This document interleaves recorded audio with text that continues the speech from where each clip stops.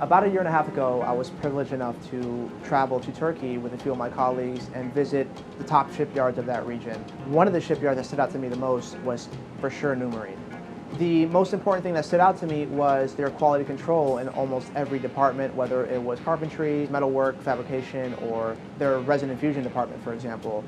Opening their doors in 2002 as a new shipyard, their vision was designing high-performance yachts with the best efficiency, and they're able to do that with their resin infusion technique, which offers 30% less weight on these boats, which enables them to go a lot faster. For example, this boat maxing out at 38 knots is very impressive for a boat of this size. And when you combine that with a firm like Centerline, which is a noise and vibration specialist based out of Europe, it gives you a yacht that's lightweight, fast, but also very quiet inside. My name is Sidney with Denison Yachting, and I'm excited to take you on a walkthrough through ADONIS, which is a 2019 78 Numarine. This construction model is their HTS line, which features 4 staterooms, 78 feet in length, 19-foot beam, and 2 MAN V12s 1550s, which allows you to cruise at 28 knots and an added bonus of a top speed of 38 knots. What we're going to start off first is showing you the exterior spaces, but what I'm most excited about is to show you the interior, most importantly, this salon area. This salon, as you can see, glass is abundant. You get a real feel of natural light and also an unexpected sense of space throughout the entire yacht.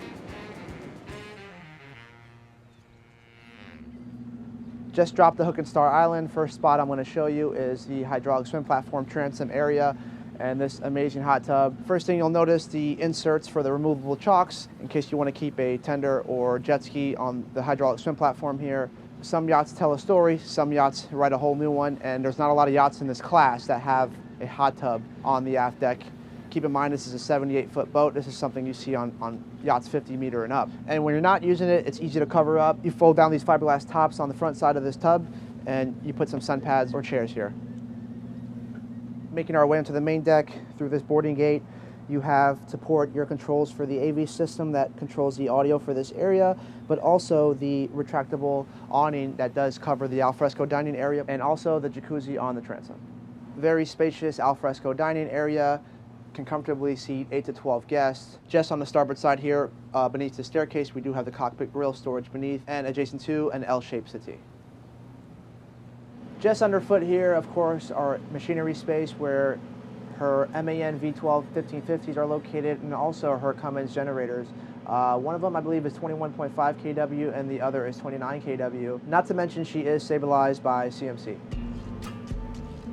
Moving forward along the side decks, you'll notice port and starboard side, we do have boarding gates. You get a real feel of the beam as you walk forward here towards the foredeck. 19 feet, by the way. Here on the foredeck, underfoot, of course, emergency hatch for the VIP cabin. Just forward here, we have our windlass, which is stored beneath. So once again, the deck machinery is hidden away. Great lounging area here. 8 to 12 guests can easily be sat here. Just above, you can appreciate the symmetry within the yacht's design. Usually you'll talk about either the port or starboard side profile, but this has a distinctive profile also overhead. The reason why that overhead design is so refined is the attention to detail when drawing out the window design.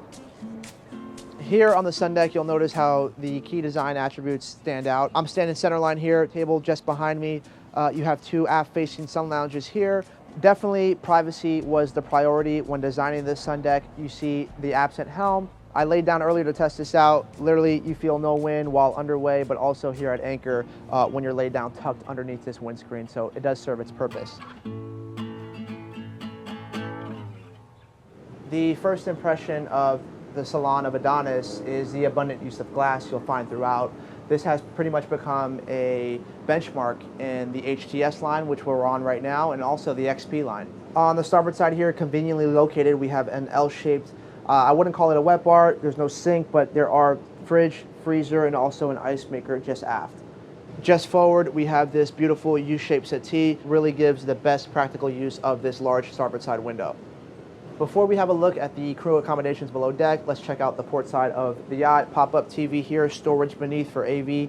Just forward of the port side wing door, we have another spacious seating area here. Of course, these tables are electric. They do descend down. A nice pad can also complement this space if you're not using this as a dinette. For me personally, this is my favorite spot to lounge on the boat. Looking up at all the windows, you see kind of different reflections come through. I was able to see the water reflecting off the bottom of the staircase that leads to the sun deck, which I thought was really cool. Entering the Helm area, just adjacent to that port side settee, we find some cool bucket style racing seats with a nice touch of high gloss veneer behind. And a quick breakdown of the Helm here. To port, you have the E-Plex display by Numarine, which delivers all power to DC, AC, lighting control, tanks, navigation. Centerline here, of course, your throttles, bow thruster, Raymarine autopilot, and of course, most importantly, your Ritchie compass centerline. Before we head down the companionway forward to the guest accommodations, we are now going to have a look at the crew accommodations below deck. This section of the boat, we're just forward of the engine room. Aft on this bulkhead, we have our Furion full-size fridge, also the wine cooler, important to note. Moving towards midship, we have our sink, storage above, television in the corner. Looking outboard, you have a porthole, additional storage, appliances forward, Furion oven and cooktop, microwave, air extractor. Stepping out of the galley through this pocket door, you have your crew accommodations with transverse berths and also an ensuite head and separate shower. Entering one of 4 of the guest accommodations on board, we'll start here in the owner's cabin, which you really get another unexpected sense of space, just like you did in the Salon, thanks to the diamond-shaped hull side windows, which complement the port and starboard side. One thing this owner's cabin, as well as the rest of the cabins, do not lack is storage. All on the starboard side here, storage, and behind me on this aft bulkhead, hanging lockers, additional storage. Everyone pretty much knows if there's not an obvious TV in the accommodation space, it's usually tucked behind a mirror, just as this one. Not only is it a TV, but it's also a functional virtual assistant that you can use, web browser, apps you can download. Here we have our Denison YouTube page. I'll go ahead and hit subscribe there, but you have an array of different apps that you can use to check your email, etc. Moving to the port side, we have our ensuite, which is opened up pretty nice, complemented by a Carrara marble in satin finish. Artima water fixtures. Aft, we have our head, and just forward, we have our stand-up shower with a Moen display that you can control electronically the functions of the shower head. Another great feature I love about this is the stainless mosaic. I feel that's a nice touch. Wrapping up in the owner's cabin here, we have our next guest accommodation on the starboard side. Here on the starboard side, we have the second of 4 accommodations. So in here is the first of 2 twin cabins. Diamond-shaped hull side windows does complement this space. Storage lockers, television, and also storage overhead. Of course, the port and starboard side guest cabins do have an ensuite. Moving forward through this companionway, we will now take a look at the VIP guest cabin.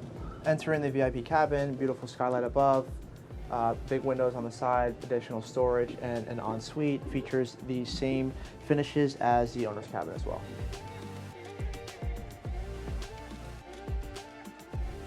Once again, thank you so much for joining us on another one of our walkthrough videos. If you have any questions about Adonis, do not hesitate to give me a call anytime.